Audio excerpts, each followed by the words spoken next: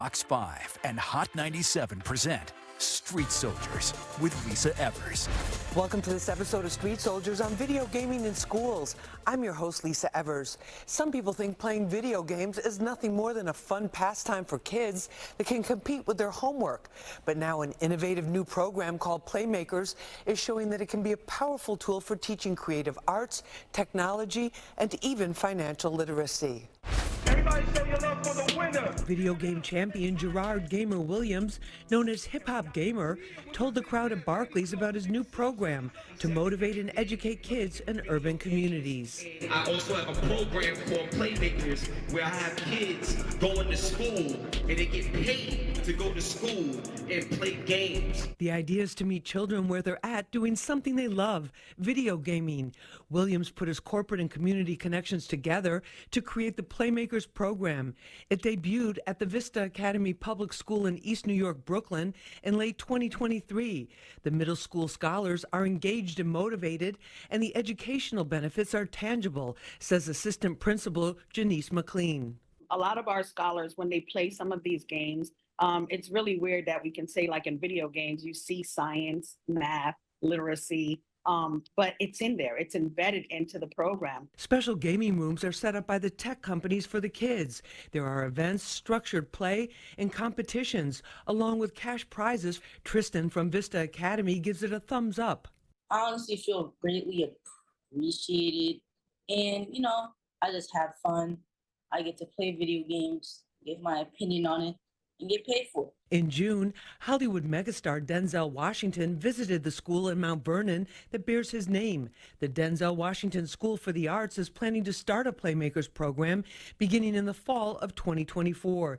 It helps kids develop their talents and exposes them to new career possibilities, says Assistant Principal Evie Wright. A gaming pathway where we're learning the different elements of becoming a gamer or just part of the gaming industry, let's say that, right? And so I think parents understand all our kids are not the same. They all have different skill sets. The skills they develop can lead to careers in a rapidly growing international industry, says tech and games journalist Cherie L. Smith.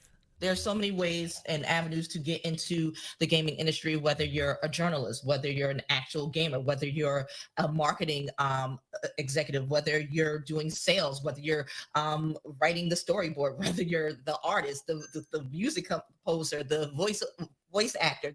Let's find out more about this from our panel. Joining me is Janice McLean. She's the assistant principal at the Vista Academy. It's a Department of Education public school. And they have middle school students from grades 6 to 8. And she started with the Playmakers, is what it's called, the Playmakers program last year. Janice, thank you so much for being with us. Thank you so much, Lisa, for having me. We really appreciate it. Also with us is Gerard Gamer Williams, known as the Hip Hop Gamer, known to our Hot 97 fans for all of the work that he does with gaming and all the shows and contests and competitions and everything with Hot 97. He's the one behind this. He is the one that started this whole Playmakers program, and he is bringing it to the schools in the middle of all the other things that he's doing. And Gamer, thank you so much for being with us. I love you, Lise. I told you I was gonna spend a chain for you, right? Let's get it popping, baby. We all play this right here. Love you. We have to have this the bling spin. We need that. That gets us going in the right direction. Okay. Also with us is Evie Wright. She's an assistant principal at the Denzel Washington School of the Arts in Mount Vernon. They are bringing this program there. They already brought Denzel there to get an idea of what it was like. We're going to find out about that, how that went. Evie, thank you so much for being with us. Thank you so much for having me. And also with us is Cherie L. Smith. She is a tech and gaming journalist, very experienced, one of the most respected journalists in this field, period. Cherie, thank you so much for being with us. It's always a pleasure, Lisa. We really appreciate it.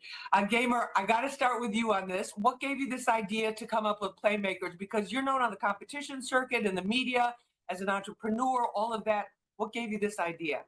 Yeah, so the first thing is my grandmother, rest in peace, she's the one who taught me how to play video games when I was 4 years old. So I've been playing video games all my life, and it's officially my career. So when I got introduced to Janice and also Principal Dr. Otto, I was blown away by their spark in their school and what it stands for in terms of character. And I got a quote I created called "Character is your currency." because the value is in who you are. So I was like, yo, we got to figure out a way to make education better, because I heard that a lot of kids don't want to go to school anymore. There's a big thing on absenteeism and things of that nature. So I said, I don't complain, I create. So I got my business aligned with the DOE so I could be a vendor. And I also became an MBE certified company as well. And it allowed me to bring the game machines, the assemblies, the sessions where kids can actually not only learn games and learn about the technology in the gaming space, but also they can actually get paid to go to school and play games and do a lot of the journalism that I do. So this is just my way of giving back, and I'm glad that Janice and many other schools allow me to do it. So yeah, that's where it No, came we're going to find out about the mechanics too. Janice McLean, you're in the New York City Public School, the Vista Academy. Why did you want to get involved with the Playmakers program? So, we're here at Vista Academy. We're middle school for grades 6 through 8. And the program, the Playmakers program, offers a lot of opportunities for the scholars to put in those problem-solving strategy skills into effect. So we looked at problem-solving strategies, we looked at character education, social emotional learning, and financial literacy, all in one platform through video gaming. Evie Wright, your assistant principal at the Denzel Washington School for the Arts in Mount Vernon. Why did you get so interested in this program and actually bring the great actor to the school there? Well, of course, the namesake, it is Denzel Washington School of the Arts. His name is on the building. I think it was very pertinent and important for him to understand what we're doing at the school, not just have his name on the building, but understand the value of him being a part of the fabric of the school community. So that visit was really very intentional. We wanted him to see what was happening in the classrooms, get a chance to meet the students, talk to the staff, really sort of get the sort of like the feels of what it was like to be in this building that has its name on the top. Shariel Smith, what do you think about this? Well, I think it's a wonderful program. I'm like Gerard, I've been gaming since I was 4 years old. I've been gaming all my life. And I too, when I go mentor, I tell kids I get paid to play with the expensive toys. And Gerard and I have collaborated on a couple of these ventures, and I actually work with a nonprofit, the New York Video Game Critics Circle, that teaches kids video game journalism. So this, like, the more the merrier. Like, I think that gaming is a way to engage kids, like get them focused and help them to, like, hey, you might not make it as a professional gamer, but you can get into the industry as a journalist. There's business.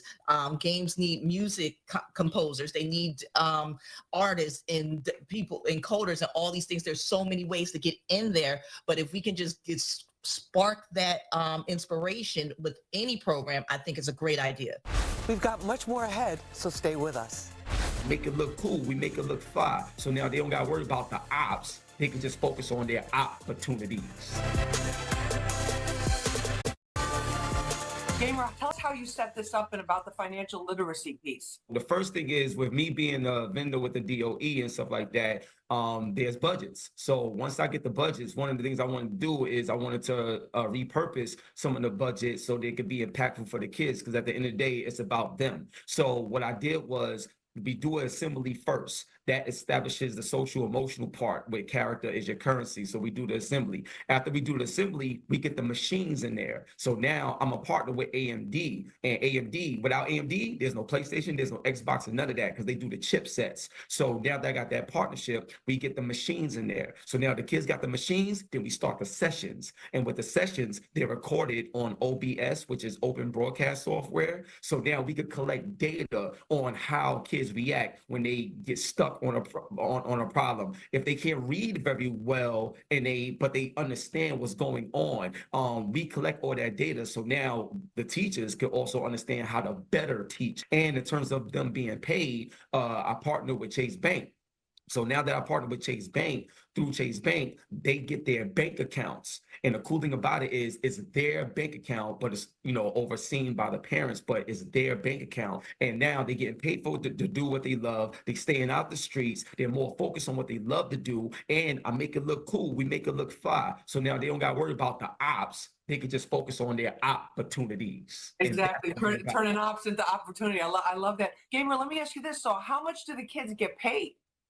Oh, yo, it's crazy, right? So I got the kids getting paid $100 an hour and stuff like that for their sessions. And then also we have financial gaming tournaments. So the cool thing about this is it's most importantly, you got to show up. So when you show up, you get paid as well for your financial gaming tournament. We got 24 kids, right, at the financial gaming tournament. No, if you come in first and you get the grand prize, you get $1,000 and a trip to the New York Stock Exchange. I'm the first gamer to be partnered with the New York Stock Exchange as well. But the cool thing, Lisa, is before the financial game tournament even happens, Chase, they do a budgeting exercise. So they actually have a financial literacy briefing course where they teach you about budgeting. They teach you about how money actually works in the world and how you can save and how you can double it and triple it, all of that.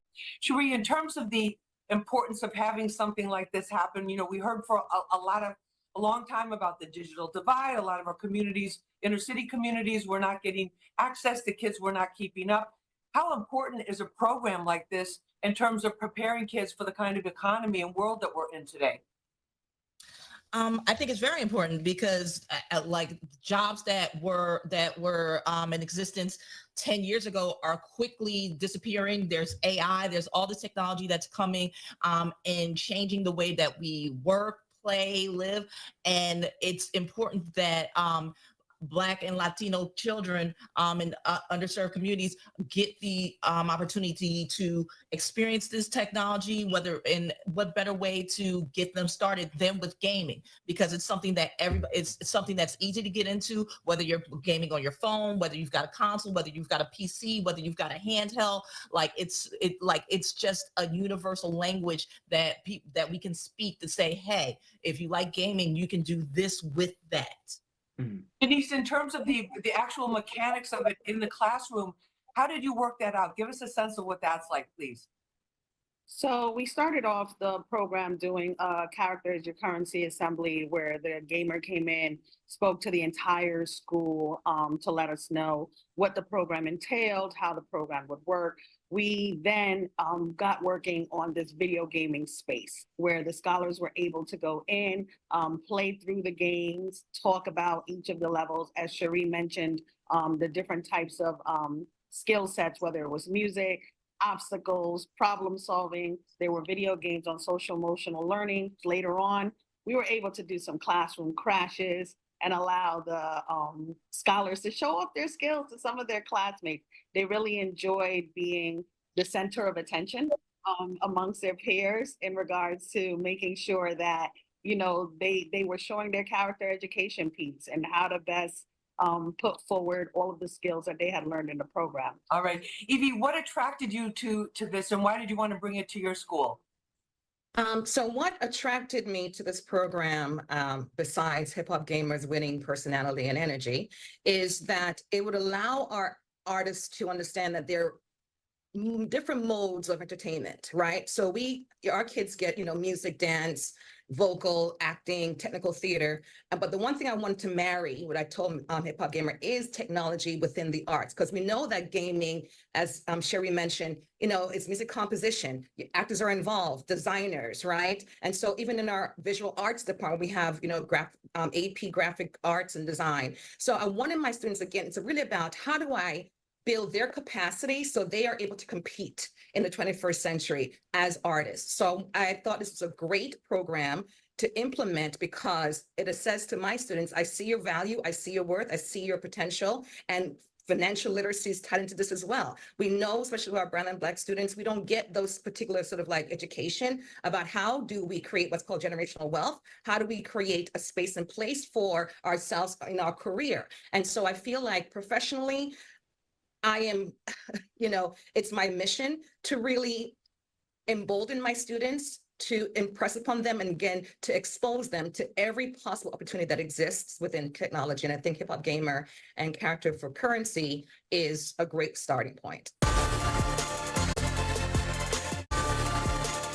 Denise, in terms of absenteeism and just the engagement of especially that middle school group of kids, those age groups, it's been very difficult and a challenge in a lot of places. What benefits are you seeing with the kids? Well, definitely, the kids, because they're interested in taking part in the gaming program, it makes them a little bit more excited about coming to school and having an opportunity to be able to play, even though they may not be directly in the Playmakers program. Everyone wants to get into the gaming room. Everyone wants to be part of the Playmakers program. We want to put all 450 of our babies in there.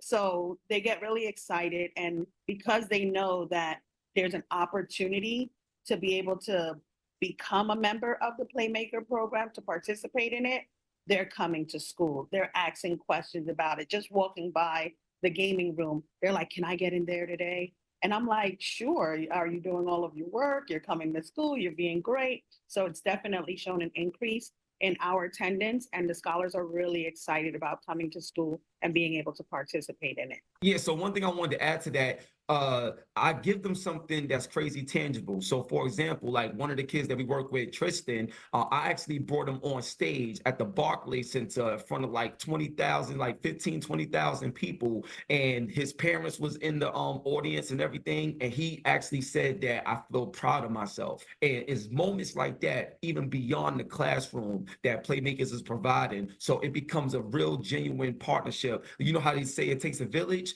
Playmakers is an extension of the village that it takes to really impact these kids. No, it's so fantastic. I think the programs for kids and youth are so important. I've never seen one that was created that wasn't just, had more people than they could actually accommodate. But Evie, in terms of you're an art school, emphasis on arts, does this give you a way to tell parents, hey, there is a path forward to an actual income from your child's artistic talent? They don't just have to paint somewhere in their apartment or house and wait to get hung in a gallery or something like that? Yes, definitely, definitely. I think, the goal is that, again, it's about creating a platform and a space for our students to be able to explore and understand the different ways of really being great in the world of technology and the arts. I want to have other opportunities where our students are able to say, I'm not only designing, I can create the music for this particular game. I can create a storyboard for this game. I can get actors to be in these games. I can have actors do voiceovers for these games, right? There's so many different ways, but again, because we're just starting with Hip Hop Gamer, we have the space already identified, right? Now we just have to, as I'm so jealous of Miss McLean and Vista Academy, you guys already have your space outfitted with all these fabulous games and our kids. And I told Hip Hop Gamer, if another child comes up to me and says, when is the gamer room coming? When is it coming? Like, how long is it going to take? I mean, can we get in there already? It's very much a blank room, empty space that we need now to really just sort of like recreate into this gaming space. I'm looking forward to that for next year. And that was one of the conversations we had with Denzel. And he loved the idea. And I'm so glad that Mr. Hip Hop Gamer, Gerard, actually pitched that to Denzel. So again, it's about him finding value in this building and investing in what the kids are doing in this building. That room is going to be, no pun intended, it's going to be a game changer. Evie, what kind of reaction did you get? Were there any parent, when you're like, okay, we're bringing this to the school, we're bringing this to the community, any parents going like, wait a minute, I don't want my child doing more video games. I'm trying to get him out of the house to go out and play instead of sitting there in the chair. Believe it or not, it was the complete opposite. Okay. I think because not every child is going to be in front on the stage kind of thing. So you want to create opportunities for kids who may not want to be in the spotlight per se. And I think gaming industry offers that as well. It's also about representation, because we are constantly having the discussion about the digital divide and things of that nature, or just how, like, African Americans, Latinos, we are some of the biggest consumers of video games. But when you look in who's actually making the games, like, we're not really, like, it's a very, very small percentage. It is something that we really do need to work on. And programs like this can help boost that up, because it's like, okay, I started here, I got the bug, now I'm passionate about this, I'm going to pursue this as a career line. Gamer, I'd love for you to share with our audience why this was so important for you to come up with this. So Honestly, Lisa, like what my grandmother gave me is what I want to give back to the kids and what I want to give back to the world, period. And what she gave me was an understanding of what love really means and what really matters in life. I see a major emptiness with a lot of kids right now and people in general. This program, it does it, it did it, and I can't wait to continue to build it out. Thanks for joining us for this episode of Street Soldiers on video gaming in schools. You can watch our show again on the Fox 5 NY YouTube page and Fox Local app. Remember, use your mind as your best weapon. I'm Lisa Evers. Let's push for peace, love, and justice for all.